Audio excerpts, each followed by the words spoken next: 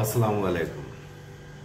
অন্তর্বর্তীকালীন সরকার ক্ষমতায় আসার পর বাংলাদেশের বিভিন্ন সময়ে যে সকল ব্যক্তি এবং প্রতিষ্ঠান গত 15 এবং 16 বছর ধরে ব্যাংকিং সেক্টরে জালিয়াতি করে ঋণের নামে বেনামে যারা হাজার হাজার কোটি টাকা ঋণ নিয়েছে, সে সকল সংবাদ আমরা গণমাধ্যমে জানতে পেরেছি এবং সরকারের পক্ষ থেকেও বাংলাদেশ ব্যাংক বিভিন্ন সময় এসব জালিয়াতি চক্র এবং যারা নামে বেনামে ঋণ নিয়েছিল সে সকল প্রতিষ্ঠানের বিষয়ে গণমাধ্যমকেও তথ্য দিয়েছে বাংলাদেশ ব্যাংক এবং এ নিয়ে বাংলাদেশের যে সকল মিডিয়া রয়েছে তারা খবর প্রকাশ করেছে এবং এই খবর আপনারা ইতিমধ্যে জানেন যে বাংলাদেশে বড় বড় যে ব্যাংক সেক্টরের জালিয়াতির ঘটনা ঘটেছে তার মধ্যে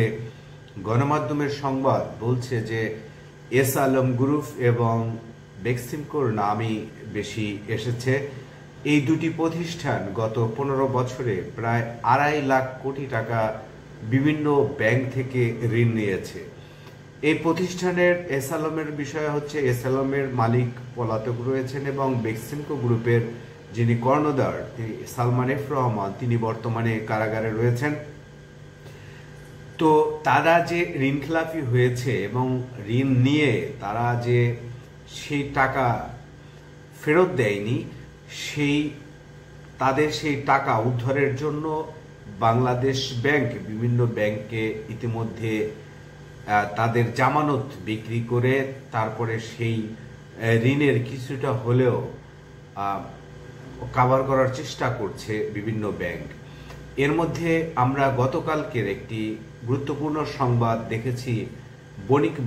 দৈনিক বণিক বার্তায় একটি খবর প্রকাশ করেছে যে এস আলম গ্রুপ এবং সালমান এফ রহমানের প্রায় দুইটি প্রতিষ্ঠানের প্রায় আপনার 85 কোটি টাকার মতো যে ব্যাংক ঋণ ছিল ইসলামী ব্যাংক এবং আইএফআইসি ব্যাংকে, সেই ঋণগুলো জামানত তারা দিয়েছিল সেই জামানত বিক্রি করে নিলামে তুলে কিছুটা হলেও সেই ঋণের বোঝা কমানোর জন্য ব্যাংক কর্তৃপক্ষ উদ্যোগ নিয়েছিল।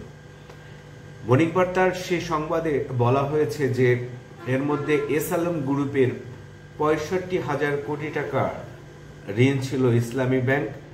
এজন্য ইসলামী ব্যাংক 35টি নিলামের আহ্বান করেছিল, অর্থাৎ এস আলম গ্রুপের যে জামানত ছিল সেটি বিক্রি করার জন্য 35টি নিলামের আহ্বান করেছিল। কিন্তু গত 5-6 মাসে সেই নিলামে কেনার জন্য কেউ সাড়া দেয়নি। 35টি নিলামের মধ্যে মাত্র একটি নিলামে একজন ক্রেতা সাড়া দিয়েছিলেন, বাকিগুলো এখনো সাড়া মিলছে না। এই একই রকমের ঘটনা ঘটেছে সালমান এফ রহমানের বিষয়েও। সালমান এফ রহমানের তার বেক্সিমকো গ্রুপ আইএফআইসি ব্যাংক থেকে 10,000 কোটি টাকা লোন নিয়েছিল। এই লোনের জন্য তিনি যে জামানত দিয়েছিলেন ব্যাংকে, সেখান থেকে সেই জামানত বিক্রির জন্য 19টি নিলামের আহ্বান করেছিল আইএফআইসি ব্যাংক, কিন্তু সেই নিলাম কেনার জন্য একটি প্রতিষ্ঠান বা একজন ব্যক্তিও সাড়া দেয়নি। অর্থাৎ জামানত বিক্রি করে ঋণ রিকভারি করার জন্য ইসলামী ব্যাংক এবং আইএফআইসি ব্যাংক যে উদ্যোগ নিয়েছিল সেই উদ্যোগে আসলেই কোনো সাড়া মেলেনি। আসলে এদের সম্পত্তি বা এদের সম্পদ কেনার জন্য নিলামে কেউ অংশগ্রহণ করছে না কেন, সেই বিষয়টি আসলে এখন এমন প্রশ্ন জাগছে বিভিন্ন মহলে।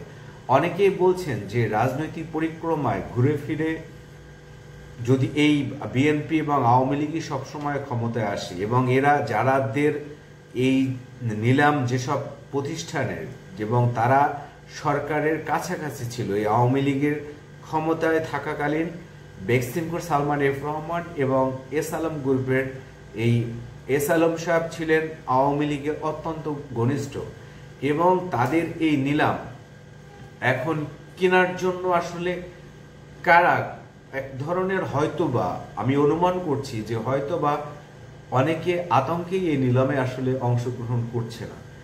এবং এ ধরনের ঘটনা কিন্তু অতীতে দেখা যায়নি যে এই রকমের বাংলাদেশের বিনিয়োগের ক্ষেত্রে শিল্পায়নের দিক থেকে যদি বলেন, বেক্সিমকো এস আলম গ্রুপে কিন্তু অনেকটাই সামনের সারিতে রয়েছে। তাদের নিলামের সম্পত্তি কেনার জন্য কেউ আগ্রহ দেখাবে না, এই কারণ কিন্তু আসলে এখন চিন্তার বিষয়। তাহলে এই যে তাদের যে হাজার হাজার কোটি টাকা যে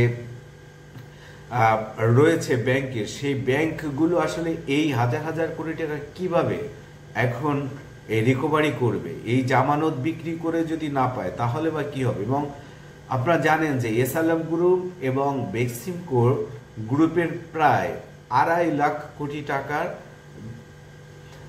ঋণ রয়েছে আপনার বিভিন্ন ব্যাংকে। এর মধ্যে এস আলম গ্রুপের 1,80,000 টাকা এবং 1,80,000 কোটি টাকা এবং বেক্সিমকো গ্রুপের 70,000 কোটি টাকার মতো বিভিন্ন ব্যাংকে ঋণ রয়েছে।